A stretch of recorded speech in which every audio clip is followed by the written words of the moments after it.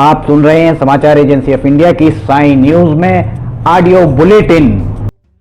नमस्कार, आप सुन रहे हैं समाचार एजेंसी ऑफ इंडिया की साई न्यूज में शुक्रवार 9 अक्टूबर का राष्ट्रीय ऑडियो बुलेटिन। अब आप शरद खरे से समाचार सुनिए। काले धन के खिलाफ लड़ाई में सरकार को एक और बड़ी सफलता हाथ लगी है। भारत और स्विट्जरलैंड के बीच काले धन की सूचना संधि के स्वतः आदान प्रदान की नई व्यवस्था के तहत अपने नागरिकों के स्विस बैंक खातों की दूसरी सूची स्विट्जरलैंड सरकार से हासिल हो गई है। अधिकारियों ने इसकी जानकारी देते हुए बताया कि स्विट्जरलैंड ने कहा है कि 86 देशों के साथ 31 लाख वित्तीय खातों के बारे में जानकारी साझा की गई है। इससे पहले स्विट्जरलैंड ने सितंबर 2019 में भारत समेत 75 देशों के साथ जानकारी साझा की थी। भारत और इजराइल मिलकर कोरोना वायरस की चुटकियों में टेस्ट की एक गेम चेंजर टेक्नोलॉजी को लगभग तैयार कर चुके हैं। रैपिड टेस्टिंग रिसर्च अब फाइनल स्टेज में है और कुछ दिनों में ही यह पूरी तरह तैयार हो जाएगी। इससे 1 मिनट से भी कम समय में टेस्ट का रिजल्ट सामने आ जाएगा। भारत में इजराइल के राजदूत रॉन माल्का ने यह जानकारी देते हुए कहा कि आने वाले वक्त में भारत और इजराइल के बीच तालमेल के लिए हेल्थ केयर एक अहम क्षेत्र होगा। भारत और इजराइल की तरफ से मिलकर तैयार की जा रही यह रैपिड टेस्ट टेक्नोलॉजी सिर्फ 1 मिनट में यह बता देगी कि व्यक्ति को कोरोना संक्रमण है या नहीं। इसके लिए टेस्ट कराने वाले शख्स को एक ट्यूब में मुंह से बस हवा मारने की आवश्यकता होगी। रॉन माल्का ने बताया कि इससे 30 से 50 सेकंड में नतीजे उपलब्ध हो जाएंगे। माल्का ने बताया कि यह पूरी दुनिया के लिए गुड न्यूज़ है। इसे एयरपोर्ट और दूसरे स्थानों पर इस्तेमाल किया जा सकता है। इसके अलावा इस पर लागत भी बहुत कम आएगी, क्योंकि रिजल्ट के लिए सैंपल को लैब भेजने की आवश्यकता ही नहीं है। वहीं पर तुरंत फुरत नतीजे मिल जाएंगे। राजस्थान के करौली में मंदिर जमीन के विवाद को लेकर पुजारी को जलाने के मामले में गहलोत सरकार भाजपा के निशाने पर आ गई है। भाजपा नेता लगातार इस घटना को लेकर राज्य सरकार पर सवाल उठा रहे हैं। पूरे मामले पर केंद्रीय मंत्री प्रकाश जावड़ेकर ने राहुल गांधी को घेरा। प्रकाश जावड़ेकर ने कहा कि राजस्थान में एक पुजारी को जिंदा जला दिया गया, वहां चारों ओर रेप की घटनाएं हो रही हैं। राहुल गांधी को इसका संज्ञान लेना चाहिए। अपराधियों के खिलाफ कार्यवाही भी होनी चाहिए। सूचना और प्रसारण मंत्रालय ने शुक्रवार को सभी निजी सैटेलाइट टेलीविजन चैनलों से कार्यक्रम संहिता का पालन करने को कहा और इस बात पर जोर दिया कि किसी कार्यक्रम में किसी व्यक्ति या कुछ समूहों की आलोचना, मानहानि और छवि खराब नहीं होनी चाहिए। अभिनेत्री रकुल प्रीत सिंह की दिल्ली उच्च न्यायालय में दाखिल एक याचिका के मद्देनजर यह परामर्श आया है। याचिका में आरोप लगाया गया है कि सुशांत सिंह राजपूत की मौत के प्रकरण से जुड़े मादक पदार्थ मामलों की जांच के सिलसिले में उनके खिलाफ मानहानिजनक कार्यक्रम चलाए जा रहे हैं। मंत्रालय ने अपने परामर्श में कहा कि उसने पहले भी कई बार निजी सैटेलाइट टीवी चैनलों को परामर्श जारी किया है कि केबल टेलीविजन नेटवर्क नियमन अधिनियम 1995 के तहत निर्दिष्ट कार्यक्रम और विज्ञापन संहिताओं तथा उनके तहत बनाए गए नियमों का कड़ाई से पालन करते हुए विषय वस्तु प्रसारित करें। परामर्श में कहा गया है कि कार्यक्रम संहिता के प्रावधानों की ओर ध्यान आकृष्ट किया जाता है, जिसके अनुसार किसी कार्यक्रम में कुछ भी अश्लील, मानहानिजनक, झूठ और आधी सत्य बातें नहीं होनी चाहिए। मंत्रालय ने कहा कि संहिता के अनुसार किसी कार्यक्रम में किसी व्यक्ति या कुछ समूहों, देश के सामाजिक, सार्वजनिक और नैतिक जीवन के हिस्सों की आलोचना, मानहानि या छवि खराब नहीं होनी चाहिए। शिरोमणि अकाली दल की वरिष्ठ नेता हरसिमरत कौर बादल के इस्तीफे और केंद्रीय मंत्री रामविलास पासवान के निधन के बाद प्रधानमंत्री नरेंद्र मोदी के नेतृत्व वाले केंद्रीय मंत्रिमंडल में मात्र भाजपा का प्रतिनिधित्व रह गया है। हालांकि केंद्रीय मंत्रिपरिषद में भाजपा के अलावा राजग के अन्य घटक दल में से सिर्फ एक आरपीआई का प्रतिनिधित्व है। मंत्रिपरिषद में सहयोगी दलों के एकमात्र नेता के रूप में रिपब्लिकन पार्टी ऑफ इंडिया के रामदास अठावले हैं। वे सामाजिक न्याय व अधिकारिता राज्य मंत्री हैं। लोक जनशक्ति पार्टी नेता रामविलास पासवान के निधन से कुछ दिनों पहले ही कौर बादल ने केंद्रीय मंत्रिमंडल से इस्तीफा दे दिया था। कृषि सुधार कानूनों के विरोध में शिरोमणि अकाली दल राजग से अलग हो गया था। भाजपा का एक अन्य प्रमुख सहयोगी दल शिवसेना भी महाराष्ट्र विधानसभा चुनाव के बाद मुख्यमंत्री पद को लेकर उभरे विवाद के मद्देनजर राजग से अलग हो चुका है। इस अलगाव के बाद शिवसेना कोटे से केंद्रीय मंत्री रहे अरविंद सावंत ने इस्तीफा दे दिया था।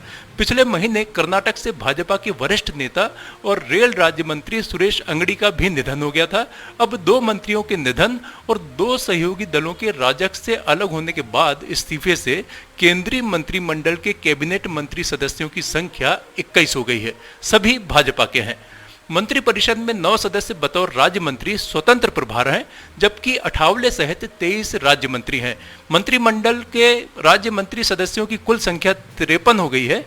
प्रधानमंत्री नरेंद्र मोदी ने अपने दूसरे कार्यकाल में जब अपनी मंत्रिपरिषद का गठन किया था, उस वक्त उसमें भाजपा सहित विभिन्न सहयोगी दलों के 57 नेताओं को स्थान दिया गया था।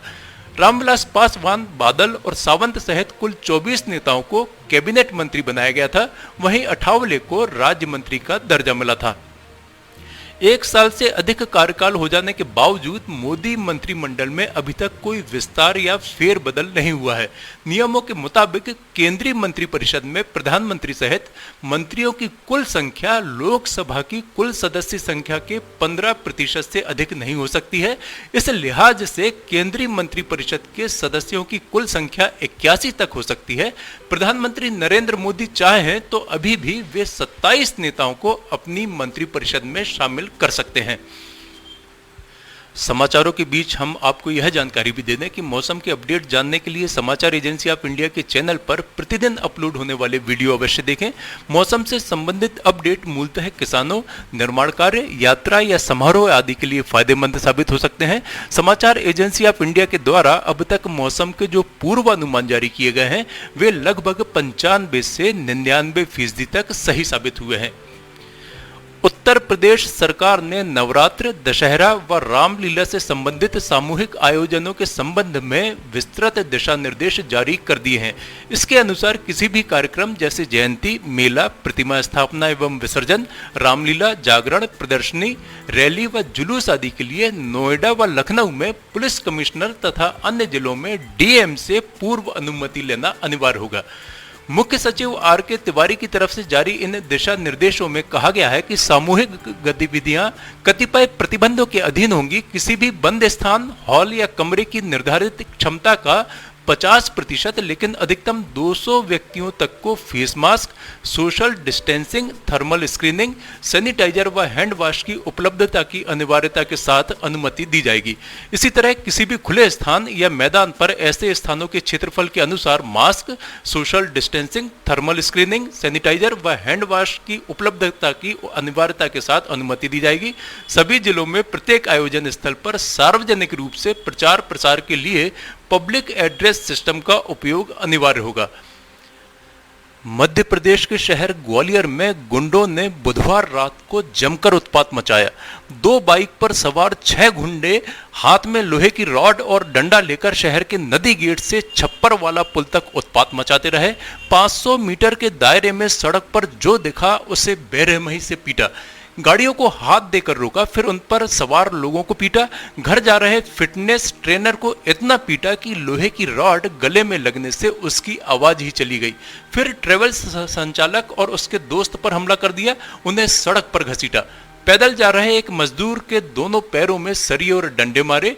पूरे आधे घंटे तक इन गुंडों ने जमकर उत्पात मचाया। इस दौरान पुलिस कहीं नजर नहीं आई।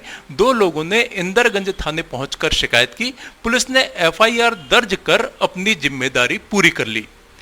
देश में कोरोना संक्रमित मरीजों की संख्या 69,03,785 पहुंच गई है। इसमें से सक्रिय मरीजों की संख्या 8,93,014 और रिकवर्ड मरीजों की संख्या 59,03,207 है। इस बीमारी से हुई मृत्यु का आंकड़ा 1,06,521 हो गया है। कोरोना संक्रमितों के एक्टिव मरीजों की संख्या जिन राज्यों में 20,000 से अधिक हो गई है उनमें महाराष्ट्र में सर्वाधिक 2,41,986 और कर्नाटक में 1,17,143 एक्टिव मरीज हैं। केरल में 90,579 एक्टिव मरीज, आंध्र प्रदेश में 48,661, तमिलनाडु में 44,437, उत्तर प्रदेश में 42,552, असम में 30,767, पश्चिम बंगाल में 28,854, उड़ीसा में 28,811, छत्तीसगढ़ में 27,427, तेलंगाना में 26,374, दिल्ली में 22,232 और राजस्थान में 21,382 एक्टिव मामले हैं। आप सुन रहे थे समाचार एजेंसी ऑफ इंडिया की साई न्यूज में शुक्रवार 9 अक्टूबर का राष्ट्रीय ऑडियो बुलेटिन। रविवार 11 अक्टूबर को एक बार फिर हम ऑडियो बुलेटिन लेकर उपस्थित होंगे। आपको ये ऑडियो बुलेटिन यदि पसंद आ रहे हो तो आप इन्हें लाइक, शेयर और सब्सक्राइब अवश्य करें। अभी आपसे अनुमति लेते हैं। नमस्कार। आइए हम आपको आज बताते हैं कि किस तरह से आपको लिमटी की लालटेन समाचार एजेंसी ऑफ इंडिया या साई न्यूज़ को सब्सक्राइब करना है। आपके पास यूट्यूब होगा, आप यूट्यूब खोलिए। यूट्यूब में आप सर्च बटन पर ऊपर जाइए, ऊपर सर्च बटन पर आप टाइप करिए LIMTY, स्पेस दीजिए KHARE। इसके बाद आप एंटर दबाइए। जैसे ही आप एंटर दबाते हैं तो ये पेज खुल जाएगा। यहाँ पेज में आप देखिएगा ये इस तरीके का नज़ारा आपको दिखेगा। इसके साथ ही आप यहाँ देखिए LIMTY KHARE आपको लिखा दिख रहा है। इसके बाजू में आप राइट साइड में देखिएगा यहाँ सब्सक्राइब बटन दिख रहा है। ये सब्सक्राइब बटन अभी लाल रंग का दिख रहा है। सब्सक्राइब बटन को आपको क्लिक करना है। जैसे ही आप ये सब्सक्राइब बटन को क्लिक करेंगे आप देखिए इसका रंग लाल नहीं रह जाएगा। ये आपने सब्सक्राइब की जगह सब्सक्राइब्ड लिखा आ गया, आपने इसको सब्सक्राइब कर लिया है, पर अभी आपका काम पूरा नहीं हुआ है।